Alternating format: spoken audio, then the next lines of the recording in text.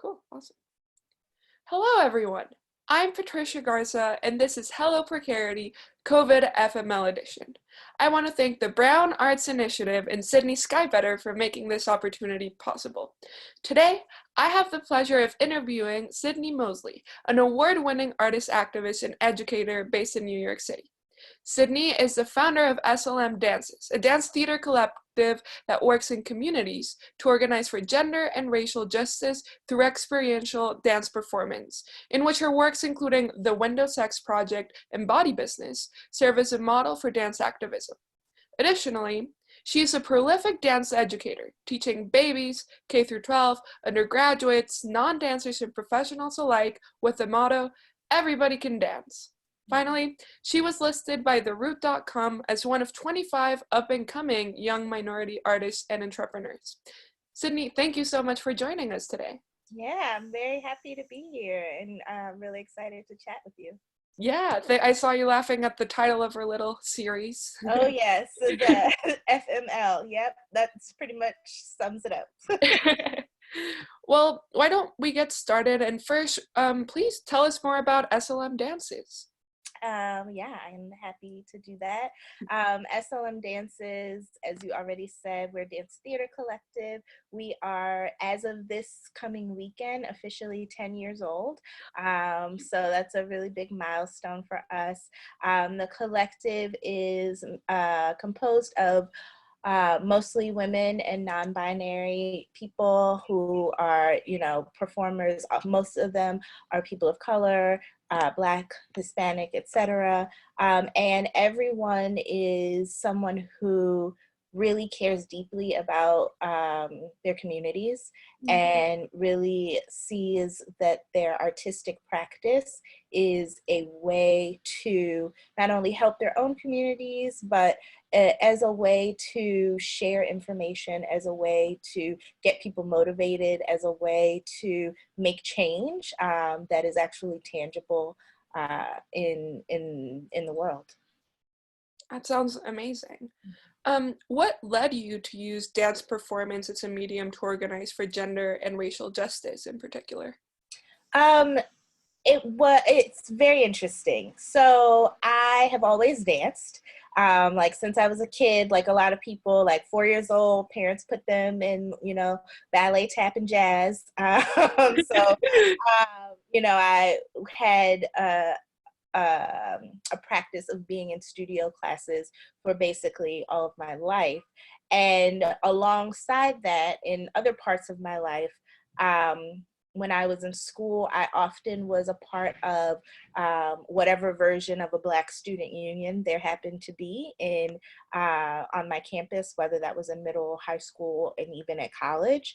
And I also come from a family where my grandmother actually was someone who was a community organizer. And so in our neighborhood where I grew up, she was the president of the Block Association. She was also the leader of her church circle and led a lot of initiatives to get local laws put in place or to get the neighborhood cleaned up or to make sure that if someone was sick and shut in, that they had what they needed. She was the point person for a lot of those initiatives.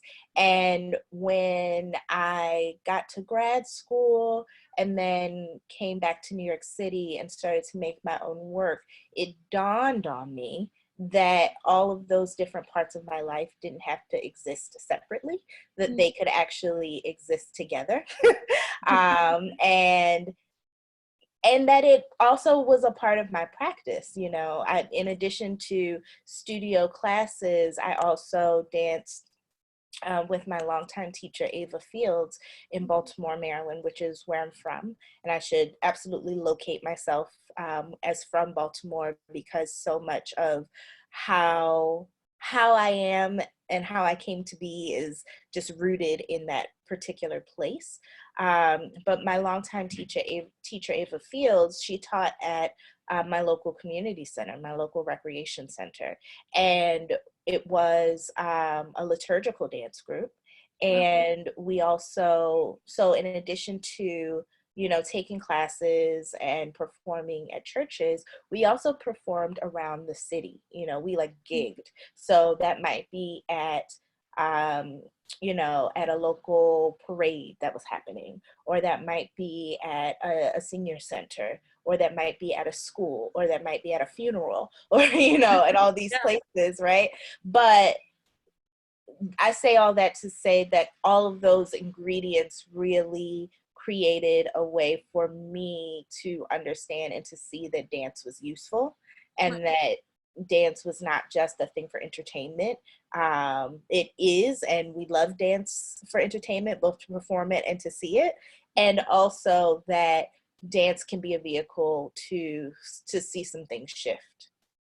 Yeah. Wow. Thank you. That sounds fantastic. Yeah. This, I think, as the series indicates, we now are talking a lot about all these things in the context of COVID-19. So my question for you is, can we still organize through dance in the times of COVID-19? Yes. I might not know how exactly, but yes, we can. Uh, I'm gonna leave it at that.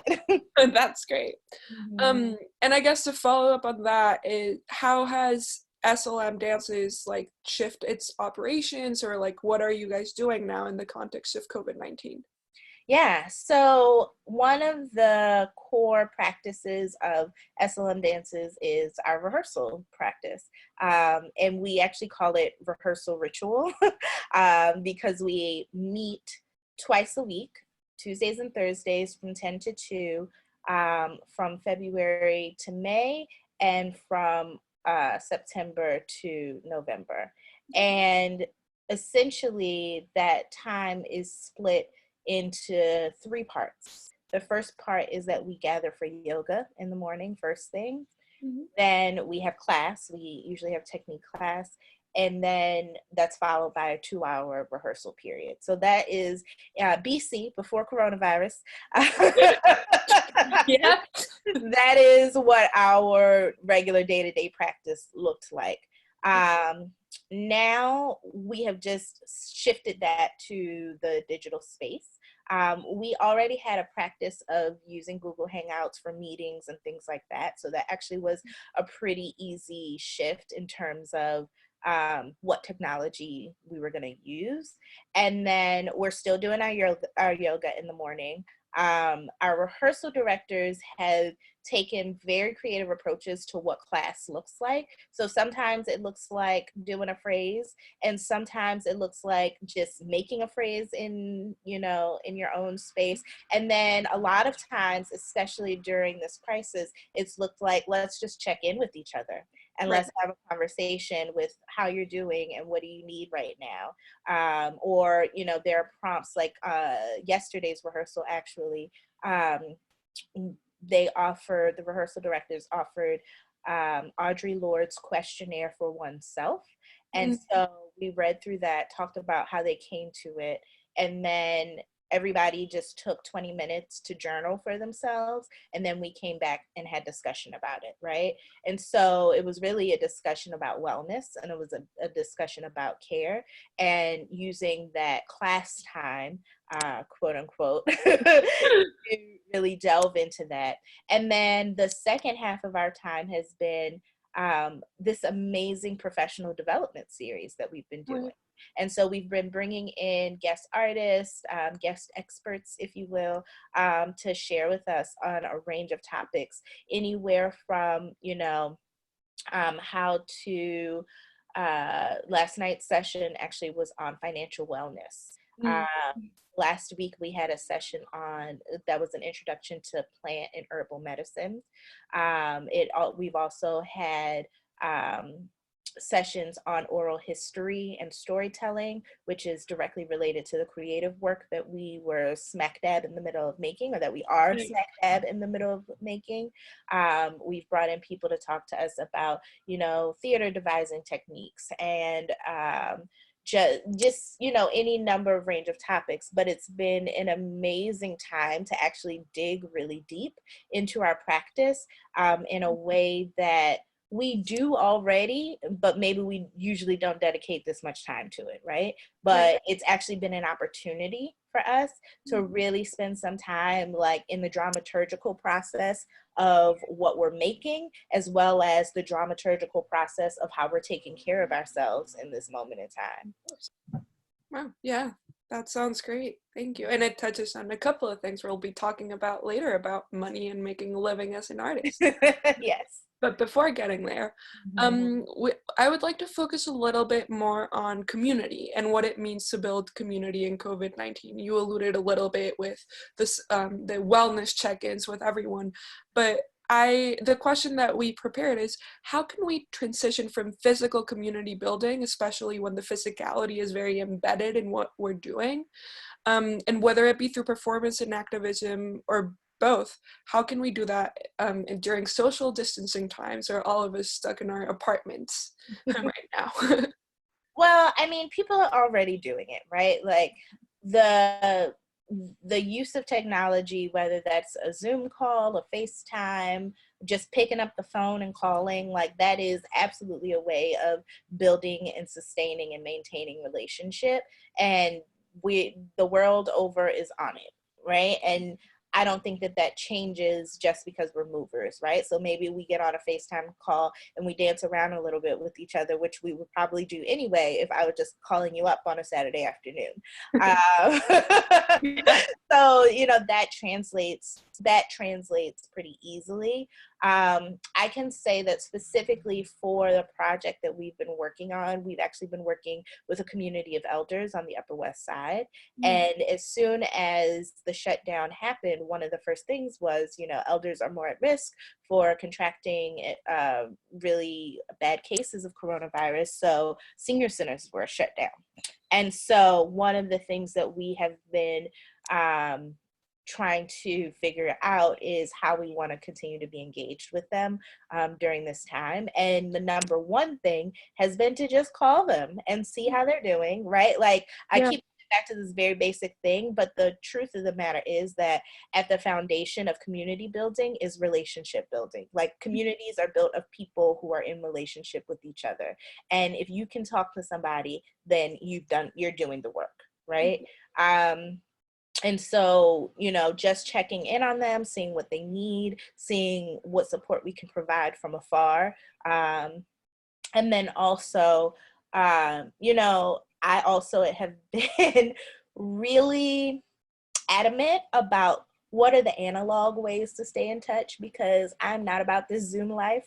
I never have been, never will be. I don't care how many Zoom calls there are. I don't care.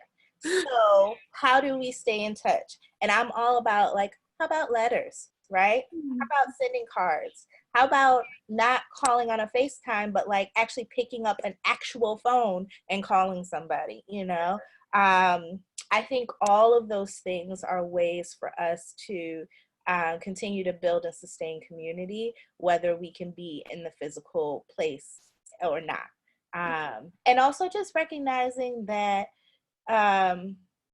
that you can sustain the relationships, but also that it's two different things, right? It is a different experience to be in the room with someone than it is to not be in the room with them and communicating in a digital way, but to appreciate each form of communication in and of itself, and what is positive and negative about both of those types of communication, and just being present and surrender to the fact that we cannot be in each other's physical presence right now, and that's okay. That is actually the thing that is saving all of our lives, and I'm here to do anything that is going to save my life and your life. Wonderful, thank you.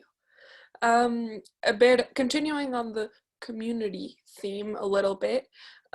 How, you mentioned it a little with the technique classes and like workshops, but are there any other new things you're doing with either personally or with the dance collective about building new ways, building community in new ways during COVID-19? We are definitely in a place of, if it's not broke, don't fix it. So Yep. So one of the things that we've done is sit down and actually look at all of our class and workshop offerings and say which one of these not only can translate fairly easily to the digital platform, but what would we be actually excited? What would bring us joy to do this on the internet? And we've identified a few of our things. One of them is a series that we're going to be starting next week, which is our body business resource sharing. And this came out of the work body business that we produced in 2015, which was all about how artists and creatives can move from a place of abundance, share what they have with one another in order to make sure that everybody is getting what they need to sustain their day-to-day lives. And right now, with the economic crisis that is happening, that is a tool we have developed that is needed, now more than ever, quite frankly. Right. And we've already done the homework. So Yeah. we are going to do that starting next week on Instagram Live. And we're going to do that every couple of weeks for a while, just try it out, see how it translates to that digital space. But the same basic concept applies of just facilitating a space where people can show up, check in with each other, offer up what they have, and connect to each other if they need what someone else is offering. And it's really that simple. But we have found ways to facilitate that have been really useful for folks. So we are bringing that back. That's wonderful. And I think that's a perfect segue into my next little block of questions entitled Money and Making a Living as an Artist, particularly in the midst of an economic crisis. Oh, yes. Something I was fascinated by was your constant commitment to financial transparency, both through your economic profile on your website and Talking Money in the Body Business Stories podcast or recordings. And I would love to learn a bit more about these projects and about the importance of sharing experiences navigating the arts and culture field for artists. Yeah. So one of the kind of macro issues that we have to deal with as artists in the United States in particular is that art is not valued. By and large, in our culture, to say that you are an artist of any medium, unless you have been on TV, won the $1 million grant, or that is just your thing, and then in some ways then it's seen as like a niche, right? Like, oh, you're the artsy type, oh, you enjoy this artsy type thing. But by and large, art is not valued in this culture. And so part of the mission of the transparency that I offer through my website, as you mentioned, through the body business, We Making It Stories, which was a collaboration with Katie Henderson, a former creative partner with Slm Dances, and through the actual show that we made, Body Business, where each of the artists within the show did a monologue where they kind of share about their own financial situation. Being that transparent is so that people understand the lack of value, right? But also they see the work that we do, and when they see the work, they understand why it is valuable, right? So to put those two things up against each other, like, oh, these humans created that. These people made this thing possible through their own creativity, through their study of this artistic practice, and also they make peanuts doing it, right? And to put those things up against each other, my hope is that it is a bit of consciousness raising, and that it motivates folks to invest more in the arts. And when I say that, I feel like people are always like, invest in the arts, right? Which seems very like vague and big, but I mean, like, invest in your neighbor down the street who does the bomb ass paintings on the corner, and buy one from them. Invest in your friend who you see creating amazing social media content, right? And like Venmo them for whatever they're making, or, you know, like and reshare the things that they're doing. Come to see live performance, right? And just let yourself be in an experience of live performance, whether that is dance, theater, music, or some other, you know, combination of all of the things. But I am really committed. I try to, in my own practice, to just shout people out, to put people up. Like anybody who I have come into contact with, you are in my heart. And if I can then connect you to something that you might need, or some resource that is, you know, might be good for you or whatever, I am a connector. And that's one of the things that is really important to me. I say all that to say that these projects exist to really lift the veil, if there ever was a veil, on what that experience it is, and especially for dancers. I feel like dance is, if we were to create a hierarchy of the most or least appreciated art forms, dance often, especially concert dance, especially experimental dance theater, often comes in the lower rungs in terms of what people are aware of, what they know of, what they're interested in, if they're not an artist themselves. So yeah, I think that that's really the larger macro motivation behind those works. Thank you. Yeah, that sounds amazing, and also very topical in the context of what's happening right now, and seeing something that's particularly interesting is how a lot of people, to get through quarantine and social distancing, are using a lot of entertainment and arts, but yet again that is not valued in our society. Exactly.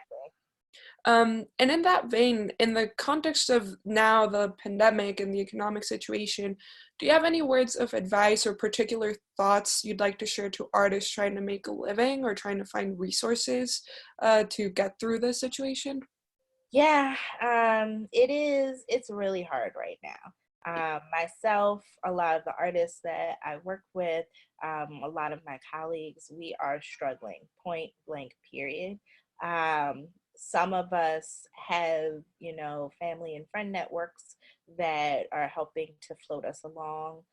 Some of us are, on every emergency grant and mutual aid, relief fund, et cetera, or even city and state resources, looking at unemployment, looking at any number of those types of resources. And so, you know, my advice is to tap into all of that.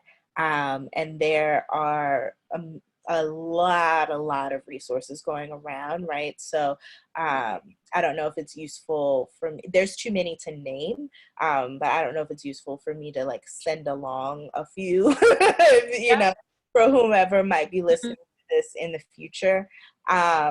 But yes, tap into all of those networks. I would also say that now might be the unexpected time for you to take a break, right? It might be the unexpected time for you to take a break from your work in this particular way. I am a person who has a lot of skills and employs a lot of different skills. And so this actually is, am I in a studio rehearsal practice right now, which I expect it to be? No. But have I been thrown off my axis in terms of what kind of work I'm going to do? Not really, because there was actually too much going on, and now the situation at hand has focused me on, well, this is what you can do, so this is what you're going to do.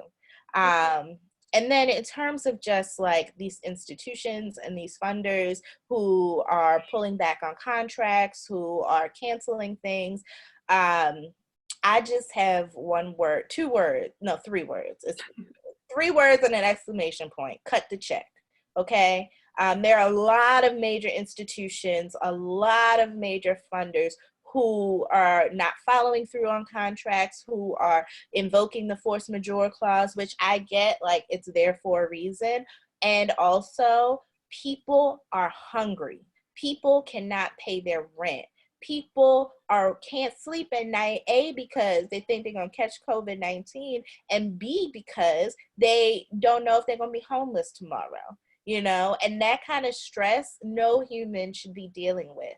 And for artists who are in that situation, and I know people are in some extremely precarious situations, and I'm not that far removed from that, not far at all. The fact of the matter remains is that these institutions don't care about the people, the individuals, the quote unquote low level workers, except that in terms of artists, if it wasn't for us, the artists who put on the fabulous show, you wouldn't have a reason for existing. So as far as I'm concerned, shut up and cut the check. So, and I have to be that blunt and I have to be that crass. And I've been saying this to everybody about it, because I'm watching people be furloughed. I'm watching people lose contracts. You know, we had a major contract that was in for the past 8 weeks since this thing has just the influx, like, oh, we're going to complete it. No, we're not going to complete it. Oh, like, I'm on this roller coaster ride about whether or not you're going to pay me the money. And it's like, pay me the money. It's not a question. Whether or not I'm able to complete the thing, I am going to complete the thing because I have integrity, but also it shouldn't matter right now because people are dying. The end. Pay the money. And if your large institution goes out of business in the next 5 years because you paid some humans, I think you should actually celebrate that. Yes. But people don't want to know that. They don't want to hear that. So No, they don't. But thank you so much for the bluntness. I couldn't agree more with you. Human lives are at stake, and institutional barriers and excuses have not been particularly helpful for anything. But I think that brings me a little bit circling back to the importance of making community and healthy networks and sustained networks of folks who are helping each other. So thank you for kind of like bridging that together. yeah. And just reaching kind of on some final concluding questions. This is more pertaining to us, the students at Brown University who want to be future artists, arts administrators, or work in this industry or move to New York soon. What advice do you have for yourself when you were at the precipice of graduating college? Oof. Okay. What advice do I have for myself? Do what you want to do. Like, if you want to be an artist, be an artist. That doesn't mean that it's going to be easy. That doesn't mean that you're going to catch a break anytime soon. But if that's the work that you feel called to do it. And do it with gusto, do it with commitment, do it to the fullest extent. And if you fail, you fail, right? But you can't say that you didn't try. You can't say that you have a regret. I remember when I came out of grad school, because I did the funky thing of graduating undergrad, going immediately to grad school, and then coming out. And it was during the 2008 recession. Like, I graduated undergrad in 2007, finished grad school in 2009. So that's when the last time that we were having some financial troubles nationally is when I entered the workforce. And I got very similar advice from Carolyn Dorfman, who is a dancer and choreographer. Her company is based out of New Jersey. And I had actually applied for a company manager position with her. And it was a job that I felt I was totally qualified for, but didn't get.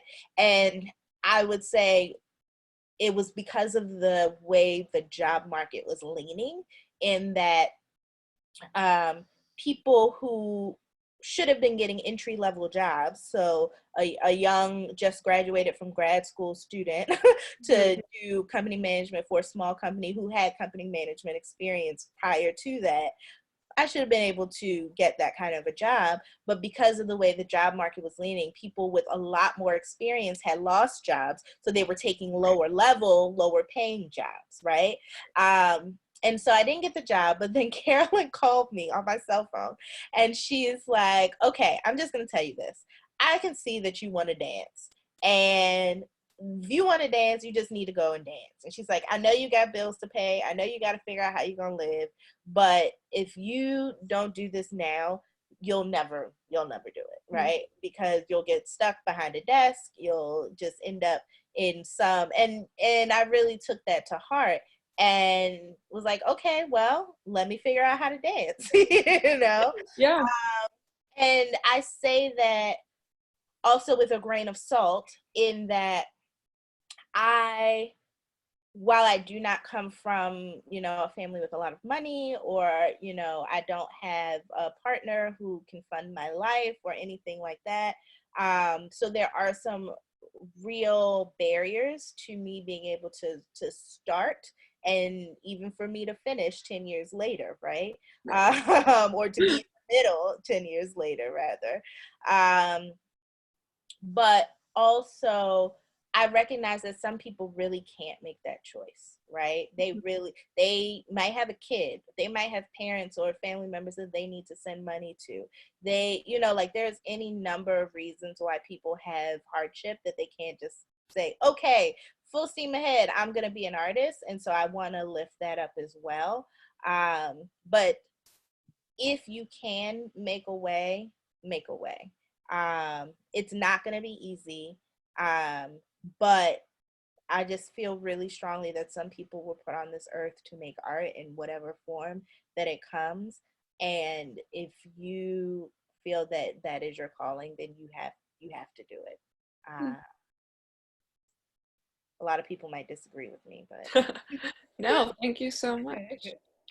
And for our final question today, and this ties back into your practice of community building, any last words of advice for young artists or activists, particularly right now in college campuses and all across the nation, who are just looking to build and grow their communities and to continue to do the work that they've been doing through times like this? Do you have any words of advice for us, I guess?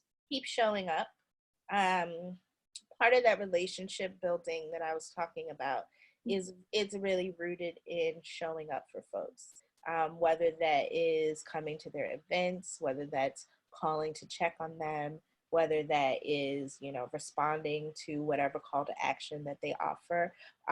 But you build trust when you show up for folks. And in particular, as an artist, in particular, as someone who might be interested in doing some organizing or activism around any particular social justice issue, the number one thing you can do to build the trust, to build the relationships, is just continue to show up. And whether that's digital or whether that's in person, that investment of your time, of the resource of yourself is critical.